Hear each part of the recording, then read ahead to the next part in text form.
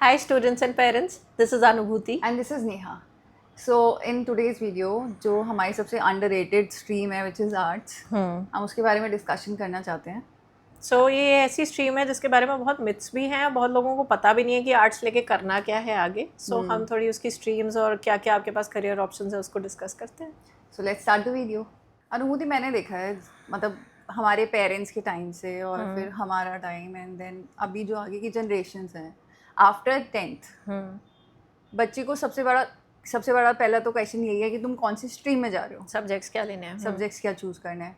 अब बच्चे की बहुत अच्छी परसेंटेज है 90s में है और किसी की 80s में है तो बाय डिफ़ॉल्ट सोच लिया जाता है कि my child will go to science. और अगर नहीं मतलब थोड़ा बहुत भी बच्चे का इंटरेस्ट नहीं है साइंस में तो कह देते हैं ठीक है कॉमर्स. बट आर्ट्स को इतना अंडररेटेड मान लिया है कि मतलब अगर वो बच्चा 90s वाला है और वो अपने मम्मी पापा को बोल रहा है कि मम्मा नहीं होगा मुझसे, मतलब I want to go for something skillful और मुझे नहीं जाना साइंस में या कॉमर्स में, तो उस बच्चे के ऊपर एक सोसाइटी का और एक घर का इतना प्रेशर आ जाता है कि वो चाहते ना चाहते he has to go for science and later on in life he और शी इज स्ट्रगलिंग. करेक्ट. नहीं, हमारे यहाँ अनफॉर्चुनेटली अभी भी इतनी अवेयरनेस के बाद भी मुझे लगता है कि जो बेसिस है सब्जेक्ट सिलेक्शन का वो मार्क्स है ना कि इंटरेस्ट है. राइट. बच्चे अभी भी, बच्चों के पेरेंट्स ज़्यादातर मुझे लगता है कि अभी उनको ये समझना चाहिए कि उनकी जनरेशन के लिए चीज़ें डिफरेंट थी. उनकी जनरेशन में स्टेबिलिटी एक बहुत बड़ा सवाल था, सर्वाइवल एक बहुत बड़ा सवाल था. बट आज की डेट में हर फील्ड में पैसा भी है. शायद उनके ज़माने में होता था कि चलो इंजीनियर, डॉक्टर या जो भी लॉयर आपका, हाँ, सो उनको लगता था कि ये स्टेबल फील्ड है, चलो इसमें चले जाते हैं क्योंकि रोटी का सवाल था ऑनेस्टली. बट अब ऐसा नहीं है. अब इतने एवेन्यूज खुल गए हैं पर अभी भी बहुत बारी मैं देखती हूँ कि बच्चों को ना पेरेंट्स ओवर पावर कर देते हैं इस चीज़ में कि मतलब अगर आपके अच्छे मार्क्स आए हैं, सोचो मैं एक बच्चे से बात करी थी तो वो बच्चा कह रहा था, वो बच्चा पढ़ाई में अच्छा है और वो डर रहा था, कहता कि अगर मेरे मार्क्स अच्छे आ गए तो मेरे पेरेंट्स मेरे को साइंस दिला मतलब बाय डिफॉल्ट मुझे साइंस ही लेनी पड़ेगी. हाँ, और वो इंग्लिश ऑनर्स लेना चाहता था, उसको जो है राइटिंग में अपना करियर बनाना था. तो अब ये देखो कितनी बड़ी ट्रेजेडी है कि बच्चे मार्क्स स्कोर करने से डर रहे हैं कि कहीं हमें साइंस ना दिला दी जाए. और साइंस इतना सैचुरेटेड फील्ड है. आर्ट्स में कितनी, और जैसे आपने बोला बहुत अंडररेटेड फील्ड है, तो क्या क्या करियर ऑप्शंस हैं लोगों को पता भी नहीं है, कितना स्कोप है. तो आज हम उसको डिस्कस करते हैं. अभी मैं एक एग्जांपल भी दे देती हूँ. Again my younger sister, the middle one, उसके साथ क्या हुआ था, she was a student of commerce. अच्छा, फोर्स मुझे भी किया गया था कि साइंस लो, then I went for commerce. Same goes with her, उसको भी फोर्स किया गया था साइंस लो and then she also chose commerce. अब उसको दिल्ली यूनिवर्सिटी में एडमिशन लेना था. उसकी परसेंटेज लेकिन इंग्लिश ऑनर्स के लिए मतलब बन रही थी, अच्छी बन रही थी. हाँ, तो मैंने मतलब वो एक बाई चांस था कि she went for English honours. उसके लिए वो थोड़ा टफ हो गया था समझना कि इंग्लिश ऑनर्स अगेन एकदम फील्ड चेंज हो गई थी. But then when she actually went into that curriculum and everything, क्योंकि लिटरेचर इतना वास्ट है, एक तो आपके दिमाग को खोल देता है पूरा, है ना. And now she is teaching English in American embassy school. सही.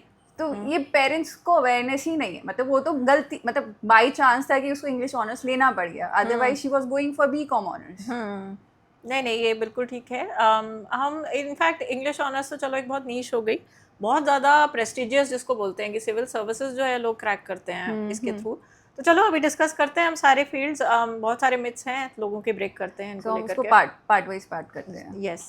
सो इंग्लिश ऑनर्स का तो नेहा देखो ऐसा है कि कई बार बच्चे या फिर पेरेंट्स भी बोलते हैं कि चलो एक स्पेसिफिक बड़ा सब्जेक्ट हो गया इंग्लिश ऑनर्स के बाद एक दो ही ऑप्शन बच जाएंगे.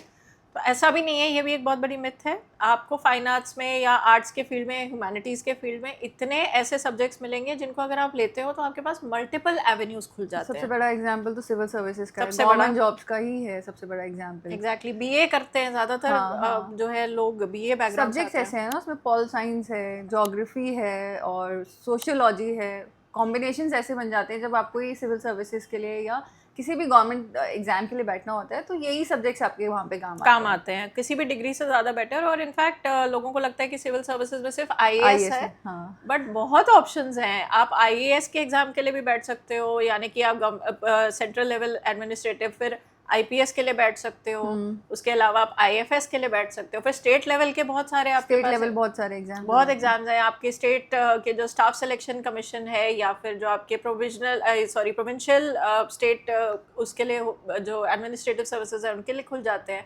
फिर आप बैंकिंग प्रोबेशन ऑफिसर इस टाइप की जॉब्स के लिए भी अप्लाई कर सकते हो, जो एंट्री लेवल की जॉब्स हैं। एग्जैक्टली। डिफेंस में भी जा सकते हो आप, हाँ, आर्मी के भी आपके पास में हो जाते हैं। तो अगर लेट्स सपोज आर्मी, नेवी और एयरफोर्स में जाना है, या करेक्ट, तो फिर आप क्यों स्ट्रगल कर रहे हो वहाँ साइंस में या कॉमर्स में? हाँ, आप बहुत सारे, जैसे सपोज आपने आर्मी में किसी टेक्निकल फील्ड में जाना है, फिर तब तो then obviously yes, BTech MTech करके जा रहे हो या कुछ, लेकिन आप एसएसबी दे सकते हो। बट एक्चुअल रियलिटी में मुझे जो समझ आया है कि आर्ट्स के बाद ऑलमोस्ट सारी फील्ड्स खुल जाती हैं except for those which are hardcore, you know, in technical या फिर डॉक्टर्स ही हो गए, हार्डकोर आपकी मतलब पूरा अच्छा टाइम मांगते हैं। हाँ, नहीं, ये सब्जेक्ट्स ऐसे भी हैं जो आपको हेल्प भी करते हैं इन सारी फील्ड्स में।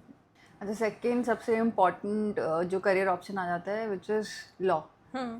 लॉयर्स को, एडवोकेट्स को समझ लेते हैं बेचारे कोर्ट्स के बाहर छतरी लगा के बैठे हैं, नहीं, corporate lawyers they are highly paid, one of the highest paid हैं वो। और मतलब आप उसमें कंसल्टिंग में भी जा सकते हो। सपोज आपने गवर्नमेंट जॉब का ही सोचा है, after that also you can start preparing for your judiciary also, जज वगैरह भी बन सकते हो। तो लॉ तो आई फील कि आपको एक अंदर से ही पावर देता है। हाँ, नहीं, लॉ एक ऐसा फील्ड है, आपको अगर LLB की एग्जाम की तैयारी करनी है, आप बीटेक या BBA या BCom इस टाइप की डिग्री के थ्रू, मतलब आपको किसी भी कॉमर्स, साइंस इस टाइप के बैकग्राउंड से ज़्यादा आपको पॉल साइंस का बैकग्राउंड आपको हेल्प करेगा। तो अगर आपके पास 11th और 12th में ये सब्जेक्ट्स है तो LLB आप आराम से प्रिपेयर कर सकते हो, वो सब्जेक्ट्स आपको हेल्प भी करेंगे। अच्छा नेहा, बिजनेस को लेकर के भी एक बहुत बड़ा मिथ है लोगों को, जैसे बिजनेस जो है आर्ट्स से लोग नहीं आ सकते ऐसा सोचते हैं। पर ऐसा बिल्कुल नहीं है। देखो, बिजनेस के कुछ फील्ड्स हैं, जैसे अगर मैं ऑपरेशंस ले लूँ, साइंस के बैकग्राउंड के लिए बेटर है, फाइनेंस ले लूँ, कॉमर्स के बैकग्राउंड के लिए बेटर है, बट ह्यूमन रिसोर्सेज है, मार्केटिंग है, और भी बहुत सारे ऐसे फील्ड है, हॉस्पिटैलिटी के बहुत मैनेजमेंट होते हैं, हो गया। हाँ, तो ये सारे ऐसे कोर्सेज हैं जिसमें आप आराम से आर्ट्स का, जैसे साइकोलॉजी की आपने डिग्री ले ली, उसके बाद अगर आप ह्यूमन रिसोर्सेज में आते हो, बेस्ट कॉम्बिनेशन, क्योंकि आपकी साइकोलॉजी की जो आपकी नॉलेज है वो HR में यूज हो रही है।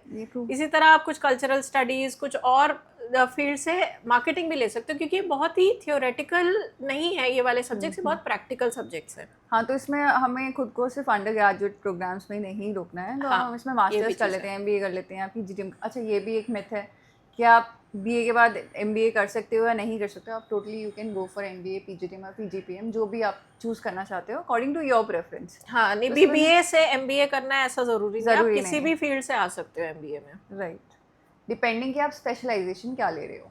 यस।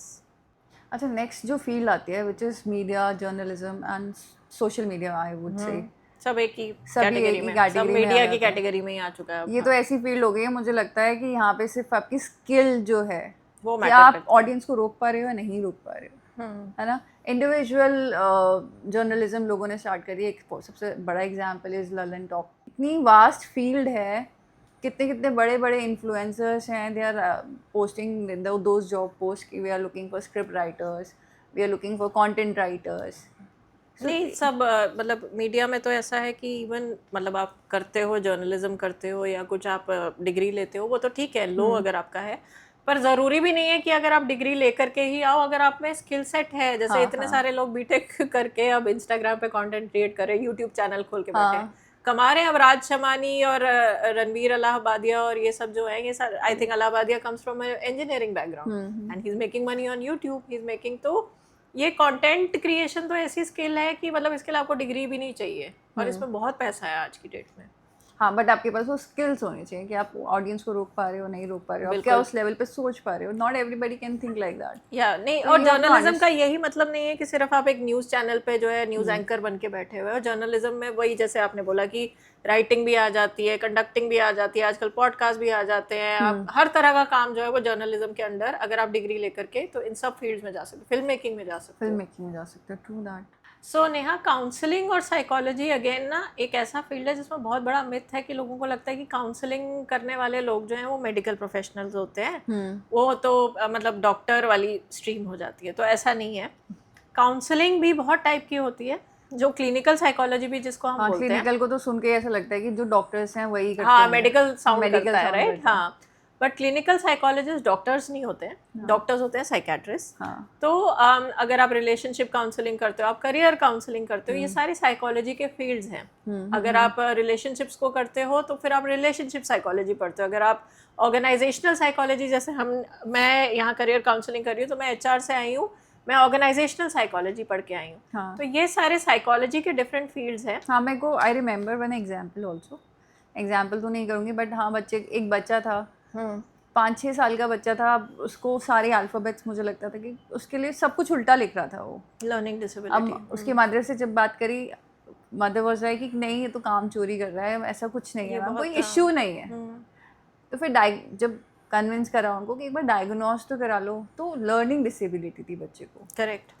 अब जो उस बच्चे के साथ काम करने वाले हैं वो काउंसलर्स और कोचेस ही हैं, जो उसके सेशंस लेंगे, उसको समझाना तो अगेन हर कोई सोचता है कि मैं समझा पा रहा हूँ, बट हाँ, जो उसके साथ एक्चुअली हैंड्स ऑन एक्सपीरियंस और उसको बता पा रहे हैं कि ऐसे पढ़ो, लाइफ कोचिंग हो जाती है ना, लाइफ कोचिंग हो जाती है उन बच्चों को। अब उसमें जो हमारे सब्जेक्ट्स होते हैं वो यही होते हैं, clinical psychology is very important. अब उसमें अपने आप को रोकना नहीं होता है ना, कि एक सिर्फ साइकोलॉजी हमने कर लिया है ग्रेजुएट लेवल पे, अब उसके आगे नहीं हम तो बन गए, अच्छा पैसा कमा लेंगे, नहीं, ये साइकोलॉजी ऐसा फील्ड है, जैसे आपने बोला कि ग्रेजुएशन में आपने साइकोलॉजी ले ली तो ऐसा नहीं है कि आपको बहुत हाई पेइंग जॉब्स वहाँ मिलने वाली है।